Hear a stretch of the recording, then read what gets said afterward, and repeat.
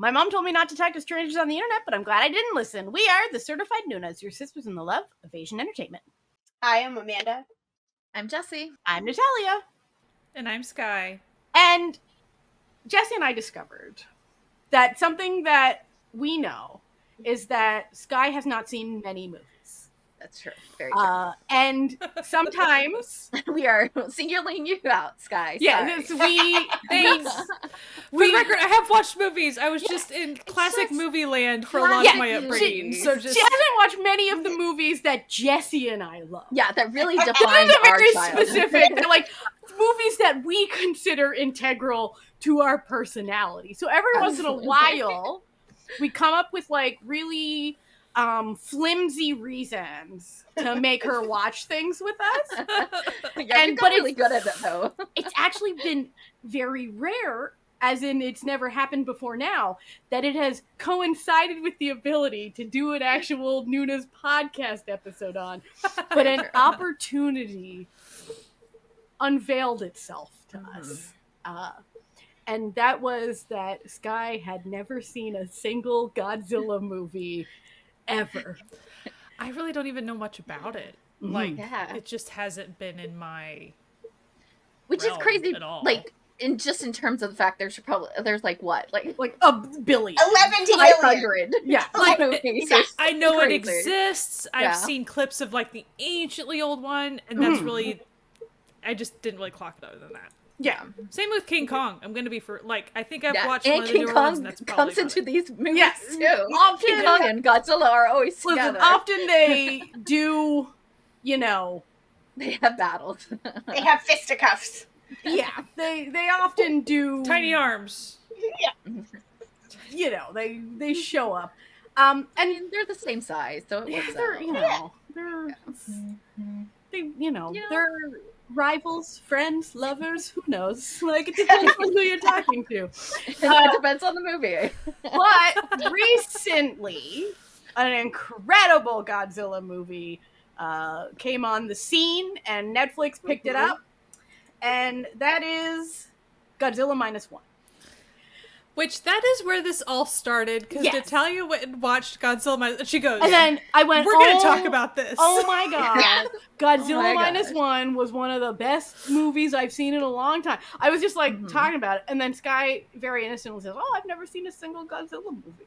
And then we went, perfect. What? And then I was like, oh my god, the 1998 one has the best soundtrack of the entire It does have listen, it's so good. We'll get into it. The soundtrack is fire. Is the rest of it? We'll talk about that. So we came up with a concept where we were going to make Sky, and also the rest of us do it too, watch 3 Godzilla movies through time, really. And then just, talk about the movies. And I will preface, I don't know how... And Amanda, what's your exposure with this, since we haven't said anything? Let me see. My initial exposure to Godzilla was being a child who was born in the 70s. The Hanna-Barbera Godzilla animation with Godzilla and Godzuki, who is his nephew, who is basically the prototype for Scrappy-Doo. Yeah. If you've ever watched those Scooby-Doos. I was way into Deep cuts. Yeah. Deep cuts. So, that was my initial Godzilla. I'm pretty sure I've seen some of the old ones in college at late night, on midnight TV and stuff like that. I don't remember much about it, but I remember watching 1998 with my husband in our living room. I can see the living room. I can remember the scene. I watched it in the movie theater. I remember watching it in the movie theater. We never...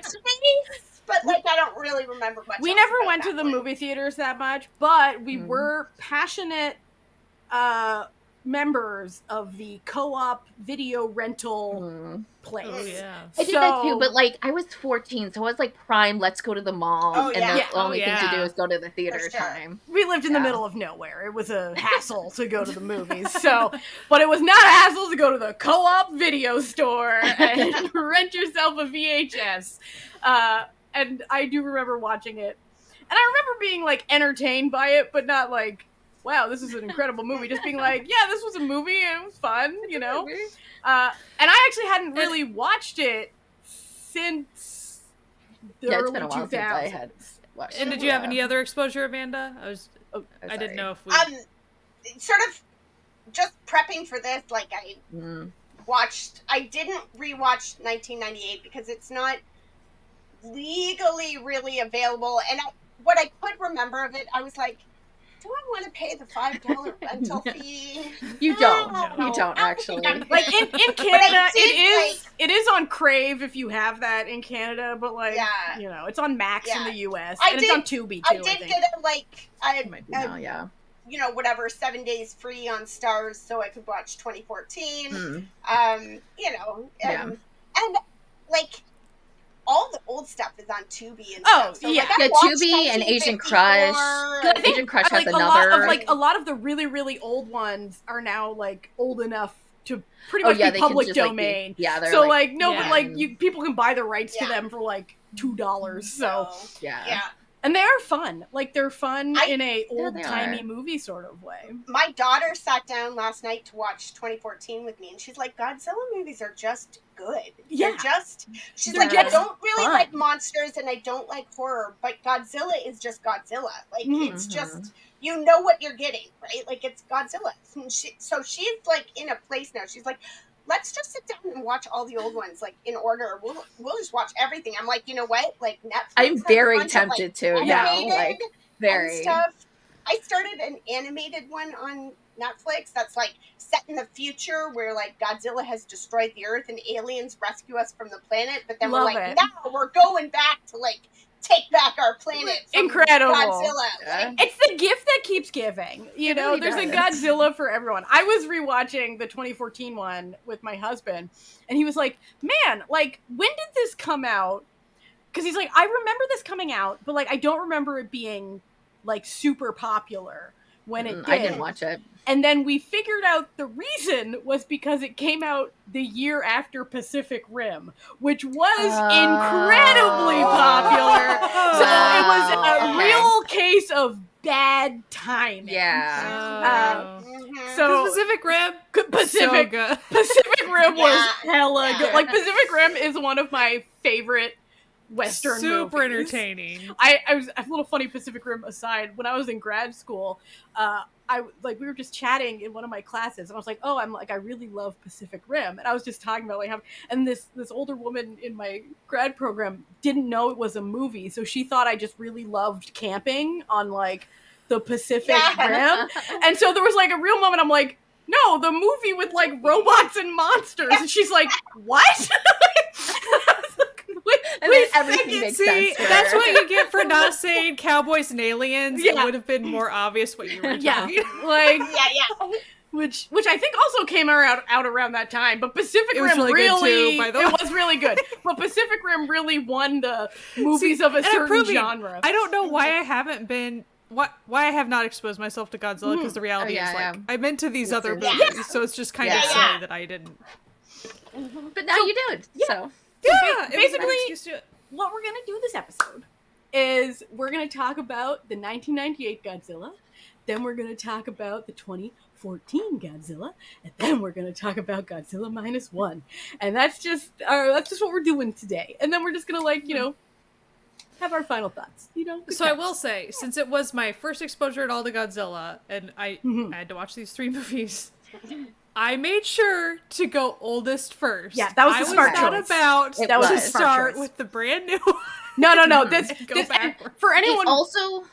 Oh, go ahead. Oh, for anyone listening, that is the correct choice if you've never experienced Godzilla. Go 98, 2014, and then Minus One. It also is because 1998, I think, is a different film than any of the other Godzillas as well. Like, it's the vibes are completely different. So, like, I will say, we'll talk about this more when we talk about Minus One, but I do think that you could watch some of the very older Godzillas and watch Minus One, and that would be a like perfect. Yeah, because they're the same similar themes that There's 98 cited. We don't really care. Yeah, 98 is, I mean, like 98 is technically even in its like own different genre.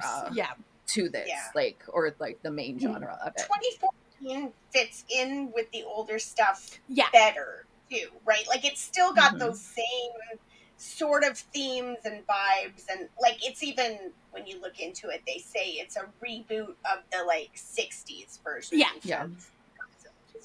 So you can enjoy it, and you can feel it. You can feel that it still feels, even though it's American, it feels like it's got some of that same social commentary that is missing from many of the American versions of Godzilla, let's just say. And speaking of that, let's get into the 1998 Godzilla film starring Matthew Broderick and Hank Azaria for some reason. They were both in at that time. Come on. And also the dude from Leon the Professional, because he's in every he's in that area. Time period, he's in everything. Yep. And directed by Roland Emmerich, who, listen, man, there's, he's done some real classic shit. He's the director of Independence Day, The Day After Tomorrow, Stargate Atlantis for 99 episodes. I think if you think of those things, like, you understand 1998 a little bit more, because 1998 to me feels like it's mostly an action end of the world disaster film, and with the like other Godzillas being there's a monster that's coming to attack us, and it's not like end of the world focused. It's focused on the monster itself. I also want to bring up one of the writers of it is Dean Devlin, which so Independence Day, Stargate, but also Leverage, which I'm a librarian. Those are two things that I'm very much into. So whenever I saw his name, I was like, what? Like, what? And then I still watched it, I was like, this is still very, this is very, but it's very 98. It's very 98. But if you decide to watch it, just remember, it is extremely 1998.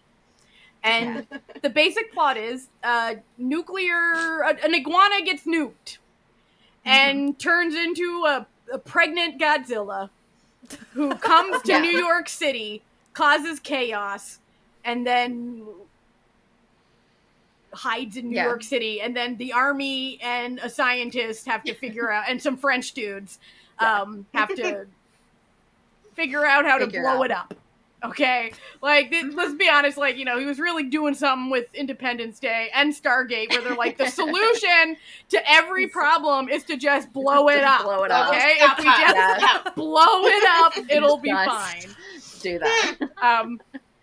Now, I will say that the difference between the 1998 Godzilla and the other two we're going to talk about is that I don't think anyone who made the 1998 Godzilla cared about the lore and the craft of Godzilla.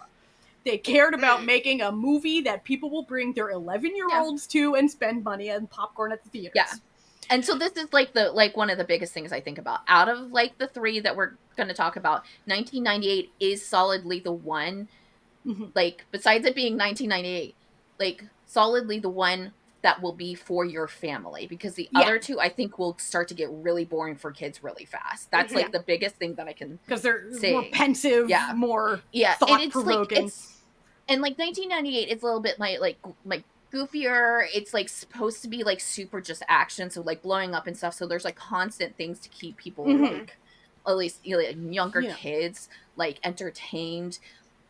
And like it's also different in that like there's not a lot about like family, which is like a lot of the like specific things about like other Godzillas. And the like main guy, our main hero, is a nerdy scientist who just like looks at like animals who have been in nuclear zones. That's like his thing, and he's like the one winning like, it all in this. We need him, and there's like this running gag where no one can say his Greek name correctly, and you're like, this is what are we doing? Yeah. When I say like not diverse little, at all. Yeah, little warning. Some of the dialogue and jokes did not age very well. That's like the only thing that I would say about like having kids watch it. It's not that great. But in terms of like action, also like it basically has no horror to it as well. Right. So it's very much like there's big lizard. This is actually, I was watching it with my husband. Well, he was forced. I was watching it next to my husband, and he was like, and he's like, okay, oh, like he's gonna look over. And he was like, I think that whoever made this really wanted to make Jurassic Park, but didn't know what made Jurassic Park charming, and like and made Jurassic Park so like enjoyable for people. And so, like, the lizards have, like, a real raptor energy to them from Jurassic Park. I have to ask, Sky, have you watched Jurassic Park yet? Could you tell from my non-verbal no! Okay. Okay, movie night. Movie night. I've seen parts. I really think, I feel like I actually watched it in class at one point, like, so I've seen I think you also should watch it because, like, I don't know this for a fact, but, like, I would put money on Jurassic Park being very much inspired by Godzilla. So I would as well. Well, so I'm going in the correct order. There we go. It's fine. I'm catching up. And that's the thing. Always when I approach this stuff, it's like, I'm just catching up. It's fine.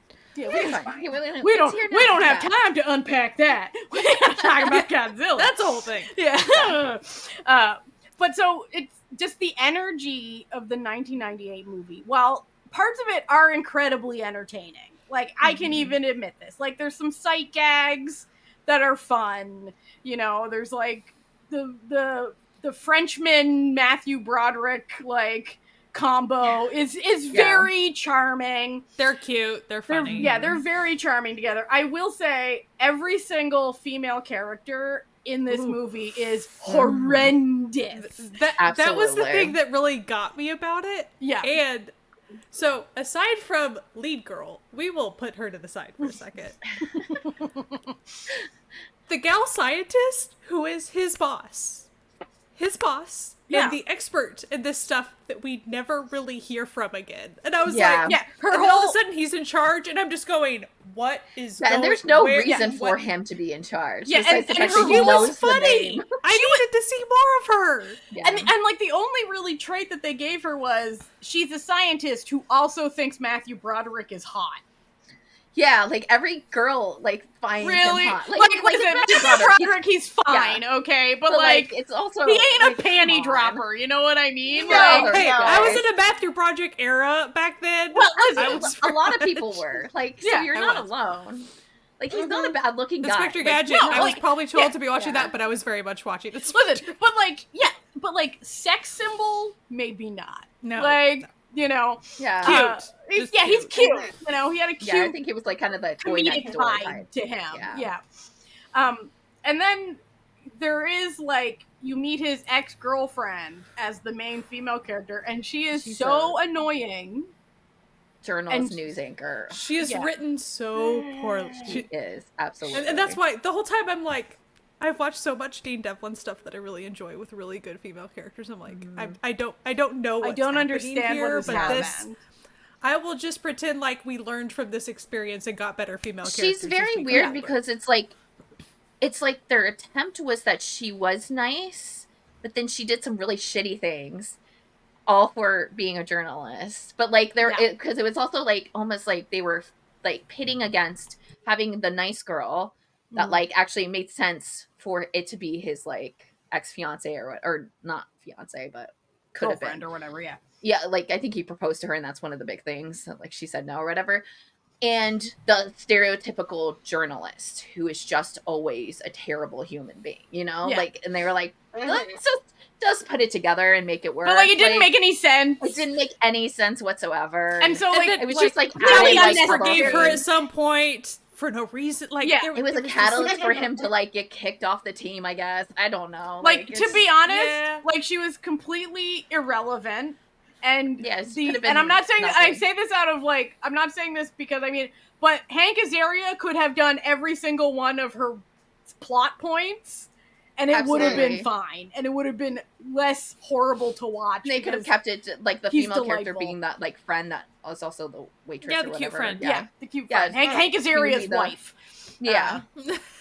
But so I will say that like yeah, special effects wise, this We're is pretty good. really great for 1998. Like it had a lot It did of money stand put out. behind it. Mhm. So Yeah. like in Yeah. that respect, visually, I think it doesn't super read 1998 to me. Like technique What I wise, also appreciated, it seemed like the politicians were corrupt, and they really didn't even go into it much. It was just like, yeah, it was just like they this is kinda just suck. no, and they just kind of like this is just listen. This is just New York City. We just assume this. You know, we just assume this. The one thing that I think that this is going to be so funny, but this will come up in the next movie that I think was the most patently ridiculous part of this movie is that they managed to evacuate the entire city of New York City in like 6 hours.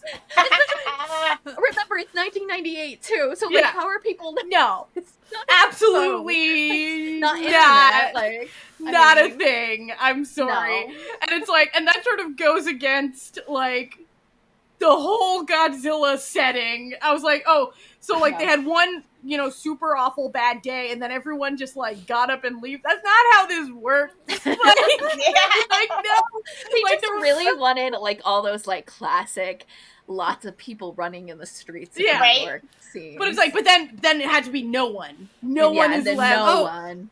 Another thing I appreciated about it being very 1998 though was like the types of cell phones when she Yeah. hopped on the yeah, internet yeah. in order to Oh. get the message out. Like Yes. the tech, Yeah. it really hit for 1998. It really like it dates it, but it gives it a sort of charm. Really, It does. It really Yeah. does. But no, that was. But and I do love the choice to make all of the heroic characters random Frenchmen who have snuck into America. And only one. They're- Yeah. Incredible You know, choice. You just Where- needed like people with accents, really. yeah, And Make as far it as roll why are right the French event. involved? Because Doesn't we matter. caused it. We have to fix it. yeah. Yeah. It's just like Okay. It may I be respect that that. it Sure. will come to us, I guess. I don't know. it's like Mhm, Yeah. mhm. so they just wanted Philippe Rocher in it. Like that was what was happening here. Yeah, they wanted Jean Reno to come play. Jean Reno to come in and be a Frenchman who comes to save the day and has an impeccable Elvis accent that nobody questions for some reason. That was so fun. Like it's some of silly. the gags were very, very, Yeah. they Yeah. were very funny. I I don't know if kids would really like appreciate like the Elvis joke or whatever, but No, like, no, they'd be but like, there's they're it's, being funny. It's pretty Like, constant in action that I don't like. There's no like lulls like Mhm. that are Mhm. going to like not hold Right. that attention Yeah. span. it really goes. Let's go. Mhm. Things blown up. Yeah. Things getting Yeah. shot. Okay, Monsters we eating can think people. about it. and then Don't- we do don't think about it Godzilla too long. fish, and Yeah. then Yeah. Madison Square Garden has Yeah. a lot of eggs. I Yeah. mean, that's Perfect. the whole thing. Like Yeah. we're gonna have a few sight gags. Just we're add just it. gonna keep it going. Keep it moving. They were like spouting out like things in the writers' room. You know, they're like, yeah, cool, just keep it. Put it And in. as far as Got the should they budget. have been able to get out of Madison Square Garden at all? Like the way they were just running past all the Listen, baby nobody Godzilla. should be alive. Not a No. single person in this But- movie should be alive. Like at least listen, at least when we talk about the other ones, like it makes sense that people did survive. You know? Yeah. Like, Yeah. Yeah. But this one I was like, wow, that one would have gotten you. That one would. Okay, Yeah. we are. Yeah. You know we are what? here. It's fine. It's fine. And It's the movie, fine. like, while the writing does not hold up very well, very dated, very 1998, the visuals are very good. And it is, even though you kind of like watching it not as a this is a great movie, but as a this is ridiculous, it is enjoyable to watch. Yeah. If you had to pick a background Godzilla, Mm. like that Oh, you yeah. don't need to watch for Mm. plot, Yeah. like just won't Godzilla miss doing anything. Godzilla things. Yeah. There you go. Yeah. Like just Right. put that one on Yeah. the background because you're not missing anything plot wise. You're really not. It's No, okay. you're- You might miss some like cool French guys. It's fine. But then our next real big offering that came out was a complete departure from the Absolutely. 1998 version. They said, nah, stop.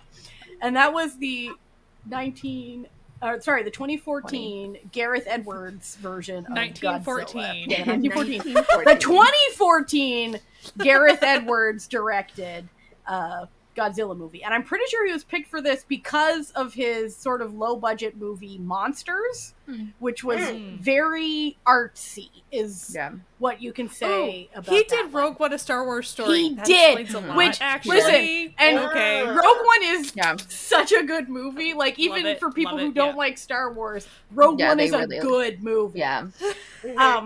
And you can tell that he has a certain vibe and theme that goes through his work, which really showed up in the 2014 Godzilla. Yeah. I remember when the trailers of this came out, they were really pushing, this stars Bryan Cranston. This stars Bryan Cranston. Bryan Cranston's in this movie. Bryan Cranston. Now, little bit of last night, my daughter went, is that Bryan Cranston? Yeah. And I was like, Bryan Cranston is. You're 20. Like Breaking Bad, and Malcolm in the Middle. Malcolm in the Middle, which is like a little bit funny aside. I just need to say, Breaking Bad and Better Call Saul are my husband's favorite shows. And when I was saying, like, oh, we should do the 2014 Godzilla, it has the dad from Malcolm in the Middle in it. I didn't even say Breaking Bad. And this guy was like, you mean Breaking Bad? I'm like, no, listen, Breaking Bad was great, but he really put all his acting chops into being dad Malcolm in the Middle. But a slight mini spoiler. Listen, he's in like the first. Does he make it halfway? Sir, I'd say third. I'd say he makes it through a third of the movie, and then he makes it enough that you think that he's going to survive, and then no. Yeah, no. And so the real star of this movie is Aaron Taylor Johnson, who is a great actor, even though his personal life was a bit of a mess, but that's not actually his fault. For the first time ever, it's not actually the guy who's the horrible person in his public private life. He's married to it. It's very weird. It's very weird. Yeah. We're not going to get into it. That's not the point. But he is actually so wonderful in this movie. He's really good. He's very good in it. And he has real perfect energy for the vibes of this movie. Now, the best part about telling a plot of a Godzilla movie is you kind of already know the plot of the Godzilla movie. There's Godzilla. Yeah. It's just like it's just the only difference is nuclear. What are the people doing? Like, how did the nuclear happen? That's really what kind of like... And, like, when I was starting 2014 last night, my youngest, my 13-year-old, was like, so what is Godzilla? And I'm like, okay, so it's monster movies. And he goes, is he, like, that? And said, it depends on which ones you're watching. Because sometimes it's Godzilla is destroying everything. And sometimes it's Godzilla is protecting people or the earth from the monsters that are destroying everything. And sometimes, like, which one is this going to be? And I'm like, let's wait and see. And sometimes, which you and your son found out last night, it's both. Yeah. Godzilla just is like just chilling, man. He's like, I don't know these things, and and I'm sorry, I'm big. I step on people. I'm sorry. I'm sorry. So this Godzilla movie, the plot is basically. Bryan Cranston is actually the inciting incident of the plot. I will say that he is important for the plot. He is important progression. Yeah. Where he is a nuclear scientist, as is his wife, living in Japan, and his wife dies in a horrible nuclear disaster. And he has Juliette Binoche. I wish she's to incredible. Point out, you do not see her for very long, but she, of course, is marvelous. When and she always is. She is specifically there because we learned that, like. Prior, they lured Godzilla into this nuclear base, and they're trying to, like, look at the remains. Yeah. And she finds some spores of Godzillas, and then the base goes crazy, so... Yeah. And so his wife dies it's like, in this... opening a tomb, don't do it, but, like, here we are, type thing. Yeah. Yeah. So his wife dies in this horrible nuclear accident, air quotes, and... He then becomes obsessed with proving that it wasn't an earthquake, like the government of Japan said. He knows. He knows that's not what it was. He was there. Yeah. So, literally, we're now, like, 20 years later. Like, we are now in the present for 2014. Yeah. And his son is now in the army and married and has a kid. And gets a call from Japan that his dad is in jail. And he's like, oh, the son of a bitch, like, I gotta go fucking Japan to, like, get my dad out of jail. You can tell it's, like, his 14th time doing it, too. And he's just, like, so done. And his wife... for trespassing in the area that... in the nuclear zone. Yeah. And somehow he goes to get his dad out of jail, and his dad somehow convinces him to, like, go with him back to the zone to get the files. I need a picture of your mother. Like, he really pulls some heartstrings, and he's like, this is the last time we're doing this. Like, I have a wife and a kid. Like, we can't be doing this. We can't be doing this. But unfortunately, while there, not Godzilla, Mothra is birthed from the ground. They never call it Mothra. I was waiting to ask. It's not Mothra. No, it's Mutos, and they're created for this. They were created in this franchise. They've never appeared before. Yeah, they're very cool designs. They really are. Sort of like spider bats. Demon spider bats. Very cool. Well, but then, like, the bigger one kind of had a little bit gorilla-ness to it. Yeah. Like, it still had, like, only the too. male version flew, and the female version didn't fly. Like, there was, like, a whole thing. The female version did the gorilla thing. It was a whole thing. Yeah. And so, they get all... Bryan Cranston died. Sorry. Spoiler alert. Sorry. And then his son basically gets just pulled into the military operation to kill this creature. And spanning the globe, ending up in San Francisco, where his wife and child live. His wife is a nurse, played by Elizabeth Olsen. And she always is great. She's great. Yeah, she is. And, like, it's wild to me that Age of Ultron's just, like, a year after this. But, whereas, like, I don't know, Age of Ultron, I don't know, something about her face, it's almost like she matured more or something. I think she gained weight. She was very skinny in this one. She looks very much like her sisters. Like, you really see, there was a couple of times where it's like, it is Elizabeth Olsen, right? It's not one of her sisters? Like, it is Elizabeth Olsen. She looks so much like her sisters in this one. And this movie, look, the way I was, like, watching it, and the actual filming of this movie is really incredible. Yeah, the setup of the shots and all the cinematography, and it is beautiful. Really good. Like, the special effects there's this one scene in San Francisco, and it's filmed sort of as though the POV is you, and it's filmed in Chinatown in San Francisco, and it's the colors are very muted, except they have all of these red, like, lanterns. And the red lanterns are, like, blowing in the wind, and in the background is, like, you see, like lightning flashes reveal through smoke, like, the shape of these monsters. And the whole time I'm watching it, the only thing I could think was the people making this movie love Godzilla. Yeah. Like, they love and respect the Godzilla story and are passionate about making a good movie version of it.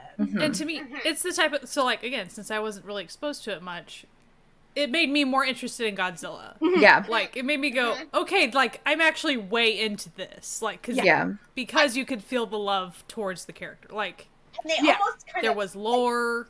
Like, retconned some of the lore, like, not in a bad way either. Just in a, in a modernization. It's 2014, sort of like, might as well do something different. Wait, all that testing that they said they did, it wasn't testing, they were trying to destroy this monster, you know? And you're like, you know. And this one, out of the three, is the most horror-based. There are, like, legit horror scenes out of this that, like, are that actually very much line up to, like, a lot of the, like, really scary horror parts of Jurassic Park. Like, there's, like, one part, like, or, like, Alien? Like, yeah, like, where they're all, like something coming by by the window, and they're all, like, trying to, like, be very quiet and stuff. Yeah. And they let that go on for longer than normal.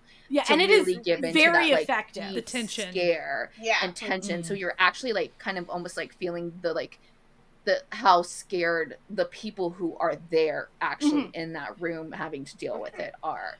And what I really like about it is that it's very much told and filmed from the perspective of a person witnessing this. Yes. So it really, like, and I didn't see it on the big screen, but I wish I had, because I feel like if you were watching this in the cinema, it would have been because it would have been the scale of you know, being in the scene, and it's filmed so nicely that I'm just like, ooh, like the people, you can just feel the passion for this project that I find like a lot of the modern, you know, like they have some newer, like, you know, like the Godzilla versus Kong stuff that I don't fuck with, you know. I try to watch it, I'm just like, I'm not feeling this, but I felt this so much, and it's so and I liked it. I had already watched it, but upon rewatch I forgot how much how good it was. But I feel like it's one of those things that if you don't like this type of movie, you're not gonna get what was going on. And so, you know, when I look at some like reviews of it, and I'm like, okay, clearly like this person who had a bad time at this movie just doesn't like this type of movie, you know? It's kind of like really good, like thriller sci-fi type stuff, and someone might not enjoy that, which is totally fine, because it's not their, like, if it's not your genre, you're not gonna like thriller sci-fi because it's such a particular genre. Absolutely. So same thing with this, like you're not gonna just be like, oh, I don't really dig monsters that much, I'm not really into tense things. This probably isn't the movie for you. But I just found it was such like a balanced film. Like it did everything correctly that it should have done, and made it a little bit different than the other Godzillas. So it kind of bridged that. It felt new and unique while being very clearly inspired by so many pre-existing things. I appreciated how for this one they did give like motivation to all of the monsters. Like this is why they're doing the thing they're doing. Like, the other monsters, they are following their food source, and that is why they, you know, in order to go here and there, this is what, and then why is Godzilla doing this? Probably, you know, pretty much just, you know, all this stuff. So I really like that part, because quite often when any Godzilla thing, I am like, okay, but like, why is Godzilla doing? Like, I need to know what's going on in his little lizard brain. Like, what is he thinking? Why is he knocking down buildings? I need to know what's going on. And it's like, in this one, I appreciated that. You may not fully understand his motivations because he is an inhuman creature, but like, you get what's going on. Like, it makes sense that he's pretty much say they're like, he heard them being a thing, and it bugs him. Like. Yeah, and he's not cool with them doing whatever they're doing. They're on his turf, you know, and he ain't doing it. Okay, he's the apex predator, not today. But I thought that the balance between like making it such like a human centric film was so good, and like, and a lot of people died, and it was unlike 1999. Or 1998, it's going to happen too. The evacuation went about as well as you would actually expect an evacuation of millions of people from a city to go. Okay. Shout out to the bus driver. That bus driver was like, listen, there's this one bus driver character. He was getting that bus off that bridge, okay? Bus full of children, and I'm getting off the bridge. I'm getting that bus out of here. Like, we ain't doing this today. But also, like, now that we've been through some things as a society the past handful of years, you know how, like, zombie movies or things like that, you're like, oh, people wouldn't still just be going about their business. Yes, they would. Yes, they would. They absolutely This is accurate. Would. I do not care. So, and like, then I think past me, if I had watched this, I would have been like, what? People are still working. Like, there was a skyscraper of people, like, just working still. And I was like... And I was like, I would have been like, no, there's no way. But now like, you know. Now you know. Now you know. Yeah. And just as a little advertisement, Jessie and I Jessie made a discovery and passed it on to me. That this movie was not a standalone situation. It's not. There's a full franchise of it. However, there's one thing specifically that I found, and I literally found it because last night, because I happened to watch a clip of something, and I thought it was Godzilla Minus One, and very quickly realized it was not Godzilla Minus One. And I was like, what did I watch? And that is a TV series called Monarch Legacy of Monsters, which is a very brand new, just like ended their season. And it is part of the series. It's like the production company has like a full lineup of movies that are part of this series. Skull Island is part of it. Yeah. There's like 7 or so movies, but specifically this TV show is literally right after the movie. This movie. Okay. And I didn't know it at all. I just was like trying to like go crazy and figure out what clip of something that I watched did I dream it up. And I finally found this. It's on Apple TV. We will talk about it more on Patreon. Yeah, we're going to do a little mini episode on Patreon to go with this one. That explains why nobody's ever heard of it, though. Yeah, because it's on Apple TV. Because and if you don't know anything about Apple TV is they like produce absolutely great shows. The most incredible shows you've ever heard unless of. you're an Apple TV subscriber, because you're like very limited on your like actual Apple TV. You know how we say like Netflix sometimes doesn't promote something? Okay, sometimes they don't. But like Apple TV, it's like they want to keep it a secret. It's like, so annoying because it like obviously would have been so perfect for this episode if we had gotten to be able to talk about it. I literally found it out last night and I was like, holy crap, this is actually part of the movie. Like one movie we picked too, randomly too, that like we picked out of everything. I literally, just as a spoiler to like what we're gonna do on the Patreon episode, I literally started watching that show this morning before work, and I am on episode 8. It's incredible. I'm so like into it, and there's a second season coming. And so if you're one of our found family or want to support this podcast, you can go to patreon.com/surprise. Yeah, we'll talk a little bit more. And it'll be on there later this week after this episode comes out. But we can't talk about that now. No, we got to talk about another movie. We got to talk about an incredible movie that came out. And that is Godzilla Minus One. Now, I watched it before anyone else did, and then I was just like, oh my god, Godzilla Minus One was so incredible. It was such a good movie. You all have to watch. And that's how this whole shenanigan started. And so, Godzilla Minus One is set right at the end of World War II. And it follows a Japanese kamikaze pilot who didn't follow orders and kamikaze. And goes to like the last sort of outpost. He flies back as the only survivor of, a kamikaze wing, where he meets a bunch of soldiers who are like, you know what, man, we get it.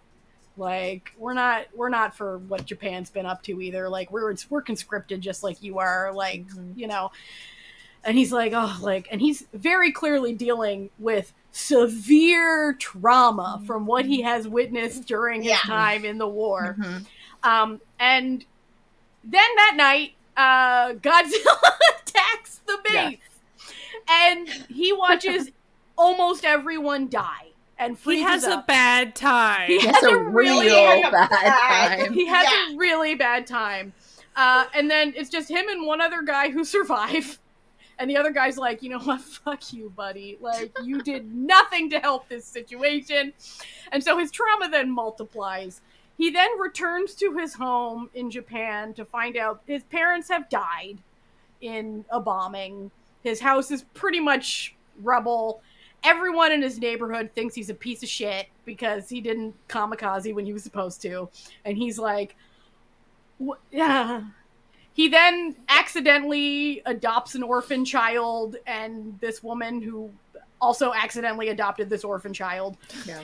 And clearly doesn't know how to like take care of kid, but not as a bad thing. Like it's not just as a like bad thing. It's just like we're like very like he doesn't she's know like anything. I found this and I gotta like she's like, listen, like the kid's mom was dying, and I was just like, well, I can't let this baby die because I'm not a monster. So I just sort of took the baby, like, because no one else was going to. So then he takes a job. This is really interesting because this was a real job that real fishermen had post World War II with a scientist and a teenager and a fisherman to take a rickety ass old boat out and destroy sea mines that are littered throughout the sea around Japan. And then no one really believes that Godzilla was a thing, because him and one other guy were the only witnesses to this happening. And to be clear, it's not like he goes around talking about his he's- Godzilla moment. Yeah. And he very clearly has severe PTSD that is preventing him from doing anything meaningful for himself in his life. But then Godzilla done be bigger and stronger, and he's coming for Japan. And so these... Do we know why? Nope. He's he's hungry. This is one of those... He's kind of a side note. Like, truly. Like he the is real instigating... story...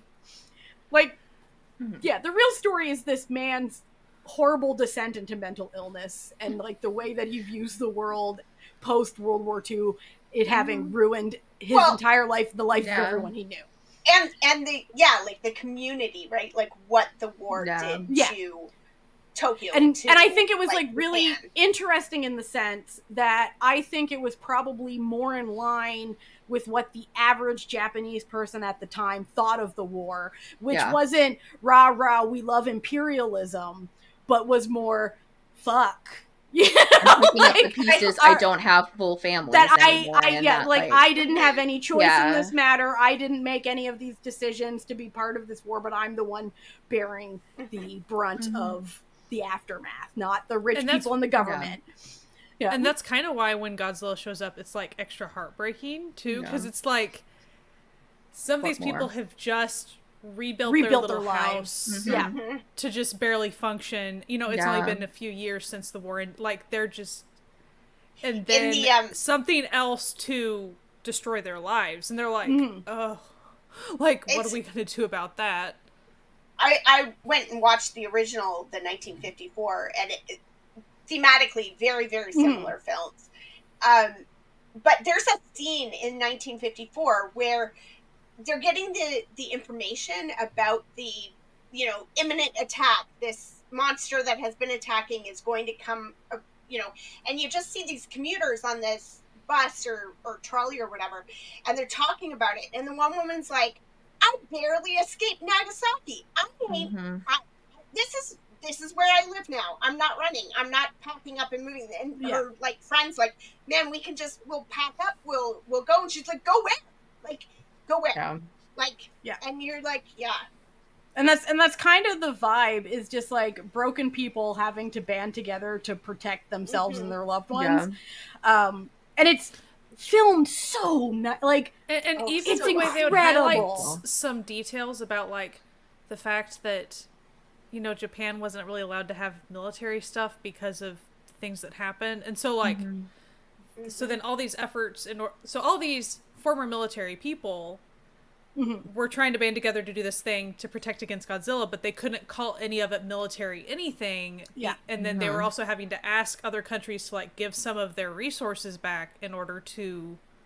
And the thing is, some of those details, as far as like all that stuff, so it was just fascinating. Of course, we're talking about a fictional movie. Yeah, I know. Yeah. But as far as the way they'd bring things up and sprinkle in like that was a legit thing. And they integrated actual historical fact into this fictional story really well. Absolutely. And I think like it's really interesting because Japanese history is fascinating but horrible at the same time, because like Japan was essentially the villain in every other Asian country's just sort of like how America is the villain in every Middle Eastern country, because that's just England or Spain or Portugal. Like, but what I think is so interesting about all of this is that just like in every country that the government of that country is doing these horrible things,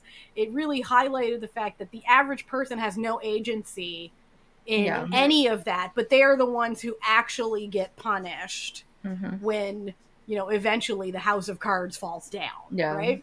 And this movie was this movie to a T. And so like it's you have this broken man, and then you'll have like him cast against this, you know, this older man who's like, you got to forgive yourself for what happened during the war. Like, you know, it wasn't your choice. It wasn't your fault. And then also that you have this teenager who's like, I wish I could have fought in the war. And he's like, shut your fucking mouth.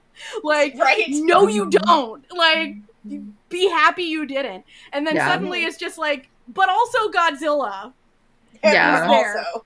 Yeah. But it's like, and it was really, I feel like this was the strongest sense of like Godzilla is a metaphor for like everything out of people's control that ruins people's lives. Yeah. And this movie is so good. Well, and so like, it's not just, okay, these broken people band together, but it's also like a big thing they highlighted as they were doing that was choose life. Like, as far as, yes, you can, even if you're pretty much in despair and you have a lot of crud that you're dealing with, there's still a reason to live, even if you don't feel like there is. There's other people that still want you here, and they pretty much are asking you, please stay. Like, please stay. And so then I really enjoyed the fact that he chose to stay. And then his, like, the way it all ended was very good. So, I mean, it was, that was a big deal. And it wasn't just like a side note. It was like, and it wasn't just for his character. It was highlighted definitely for his character. Yeah, absolutely. But even the other characters, like, there were kind of some options that they could have diverted into other spaces pretty quick. The neighbor lady who had lost all of her family, and she's super pissed at him initially, and then she kind of gets over it, because it's like, I can't just live my life being mad at you and angry at my life. I either should just die or I should get over it and like live. Yeah, because I think there was like, her character was so interesting because she starts hating him as sort of, she sees him as the reason her whole family is dead, because he didn't do his duty and her family is dead as and a he's result back. Of that. And he's back, and her family is still not back. Her kids are gone. Her kids are gone, but he lived. But then, as you go on, you see her transform to realize he's not actually the reason that all of this happened to me. Yeah. And he was just an easy scapegoat for my, you know, my anger. And so then, genuinely, like, you can tell by the end of the film that she actually genuinely loves this guy and sees him now as part of her family. No. So even the more side characters that didn't get a ton of screen time, they still had like a fully rounded story. So even the other guy that experienced the initial attack and all that stuff, that had a lot of anger, and you saw him kind of making certain choices with what he was. Just every character was like really doing something. Loved him. Like, yeah. Also, this movie is very much the closest, I mean, like, obviously it is from its home country, but like very much closest of what the core like original Godzillas were. But they do this, like, I don't know how they did this, but they were able to take that, have that same kind of air, modernize it, but we're still not in modern times too. It's just this like it was really brilliant. great. Like, you were just like watching it and just like, I think, like, especially watching all three of these, I think, like, what I really like is when Godzilla is not an action movie. And, like, this is, like, not an action movie. Like, it's just, it, like, and it gives it's just, like, people trying to overcome this big obstacle and not knowing anything about it. There's no, like, instruction manual to tell you, like, what to do. Or, like, it's not something that, like, these people have, like, found out before. So it's, like, all brand new. And it just like, just the tone of it, I was just like, this is really, like, I really am immersed in this because of that.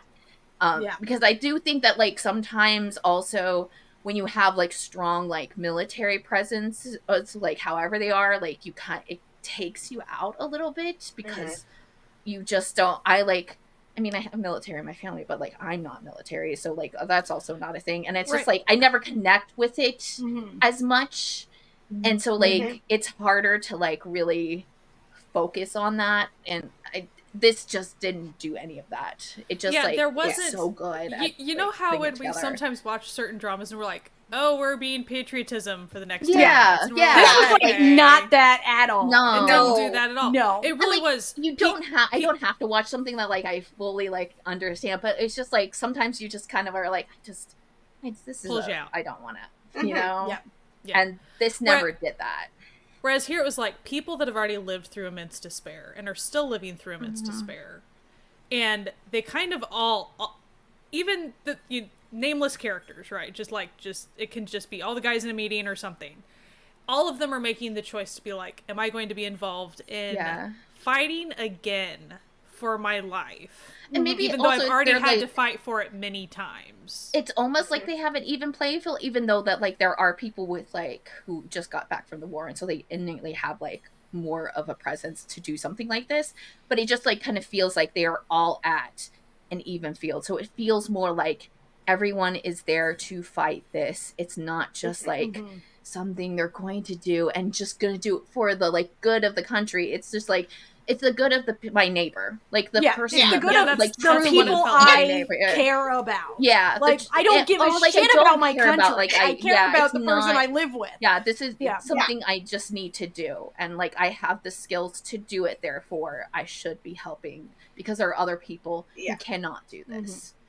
And at the same time, like in that big meeting where they're all, talking about, are we going to do this again? Do we have to do this again? And they're like, no, you don't have to. And so when a chunk of these guys are like, I don't have it in me to fight another war right now. And they leave and it's okay.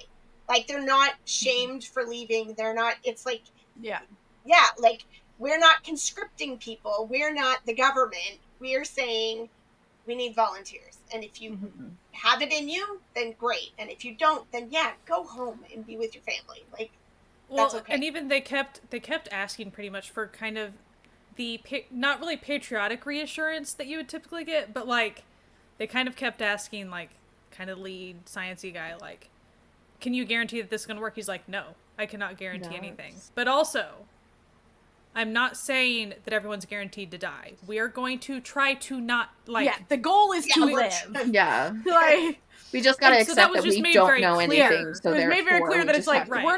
we're not saying that we all are going out to commit suicide here.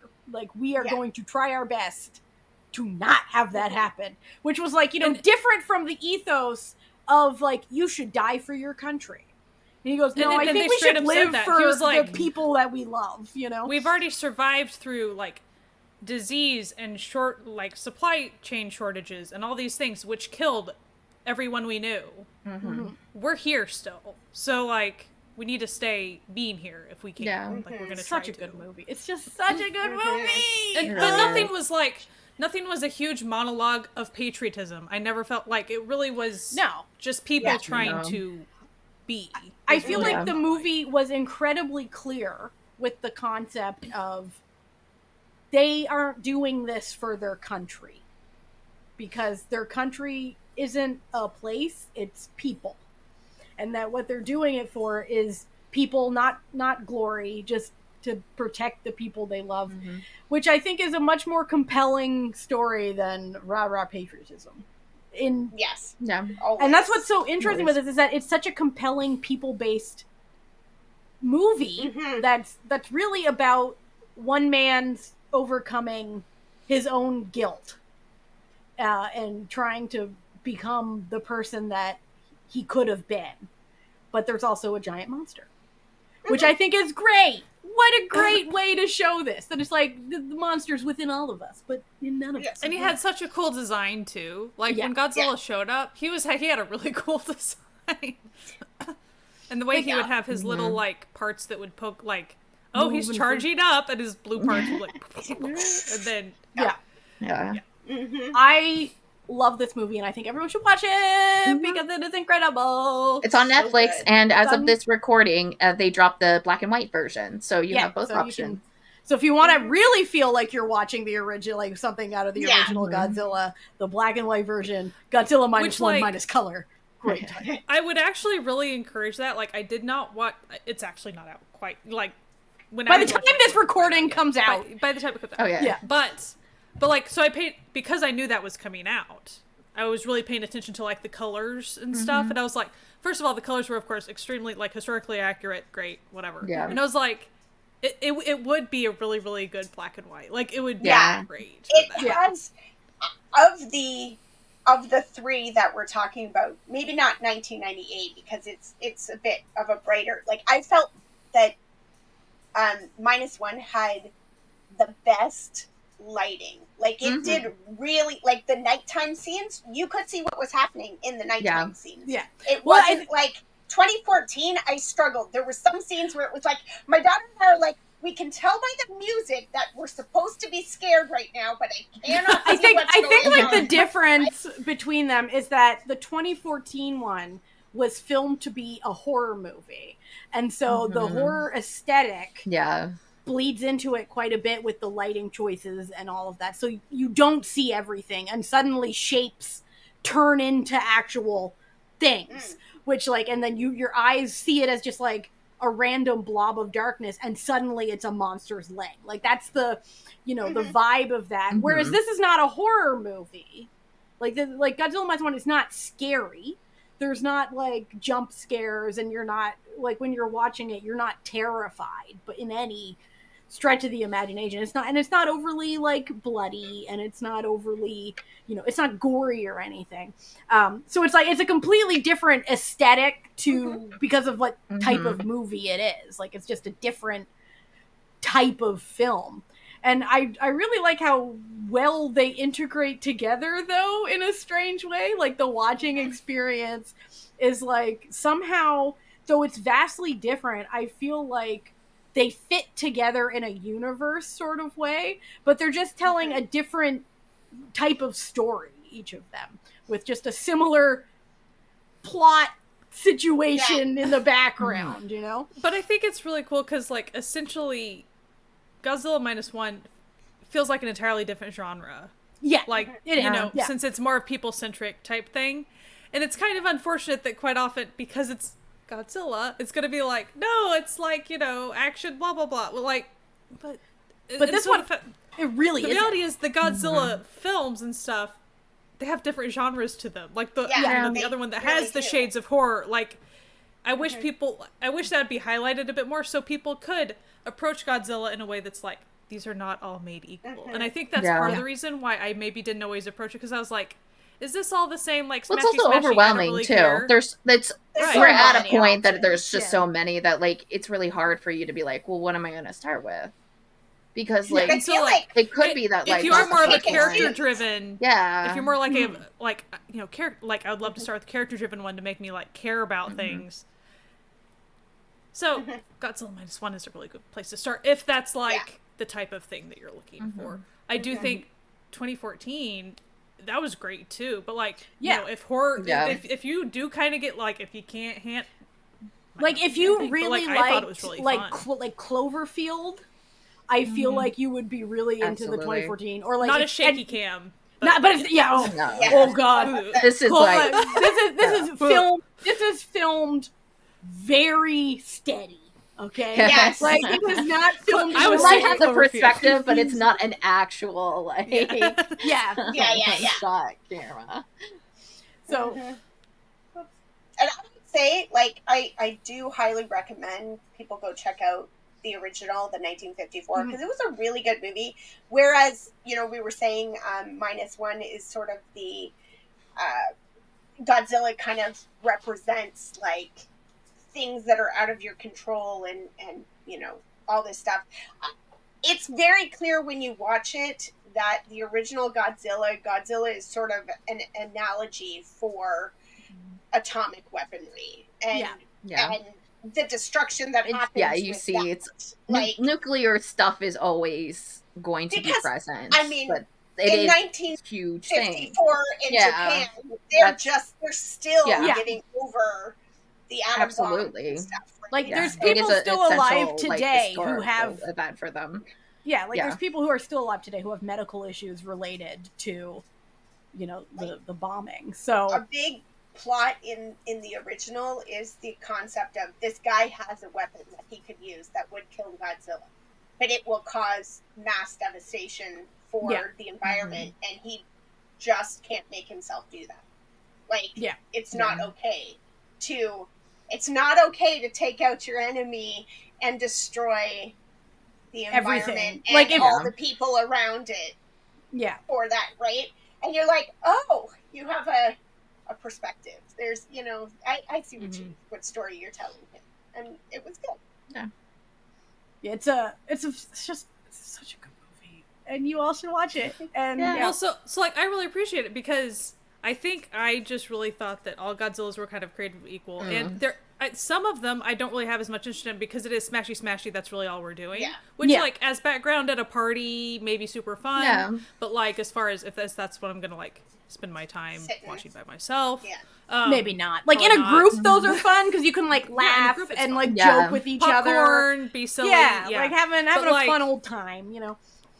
But you know, showing that like there are ones that are kind of more horror. There are ones that are kind of more character driven or kind of more metaphorical type things. Like that's way more fascinating to me. So I really appreciate the fact that we were able to kind of see the different levels of stuff, and so changed my focus on it. So we're like I'm way more open to checking out more Godzilla stuff now because I actually like I can get like emotionally invested as opposed to like smashy. I know one that you should be watching. Yeah. Okay. We'll get into that. But yeah, that's basically what we wanted to talk about today. Just 3 Godzilla movies with 3 wildly different vibes that maybe you want to check out. They're all on Max. The first 2, the 1998 and the 2014 ones are on Max if you're in. And Tubi is as the 1998 one in the States, not in Canada. In Canada, they are on Crave. I think Stars, like also like starting the first like today. So like it's pretty recent. Yeah, we're filming this on the 1st, but this doesn't come out on the 1st, so it should be available as of now. You know. Yeah. But yeah. Anyway, thank you for hanging out with us while we talked about Godzilla. I'm so excited that we did. This makes me so happy. So thank you for coming along on this self-indulgent journey. We hope that you had fun listening to us, and that if you want to listen to more of us, wherever podcasts can be found, or as the joke goes, if you're one of the 10 people on YouTube who found us on YouTube, we love you. We are in video on YouTube. You should like and subscribe if you're there, or if you're not, just do it anyway so that our analytics get better. I don't know. Anyway, if you want to support this podcast in a monetary way, you can go. Oh, sorry. I forgot to mention. You can go to our website, certifiednoonas.com, where you can also listen to our podcast, but we will have time codes and links to everything. For free. It's all for free. But if you want to, you just love the vibes of what's happening, and you do have some extra money in these tough times in this economy to support us, you can join our Found Family on Patreon, which is patreon.com/certifiednoonas. The Found Family, they're great. They get little extra episodes, just like a little extra episode about a Godzilla show that will be coming up later this week. And we have movie nights, and we do fun stuff. So we do live streams on YouTube as well for people who want to hang out with us. As a little service announcement, there will be no episode next week, but there will be one the week after. So we're taking a little break. August is our vacation month, so. We have a lot. We have a lot of episodes in the past. So if you just found us and are like, "Dang, I got this one episode and they're going on break already," literal hundreds of episodes that are available on our. Between that and do check out our YouTube channel. We have a lot of live streams. We do some really fun stuff like with Drama, and we do some like some things sometimes about music or whatever. So like we do have a lot of fun stuff. Yeah, and a lot of our live streams, it's not something that like you can't watch. Need to be live for like you can watch a VOD. It's good. It's all good. Yeah. So anyway, thank you for hanging out with us as always. Wash your hands and wear a mask. And maybe go check out a Godzilla movie or 2. All right, we'll talk to you later. Bye-bye. Bye. Bye.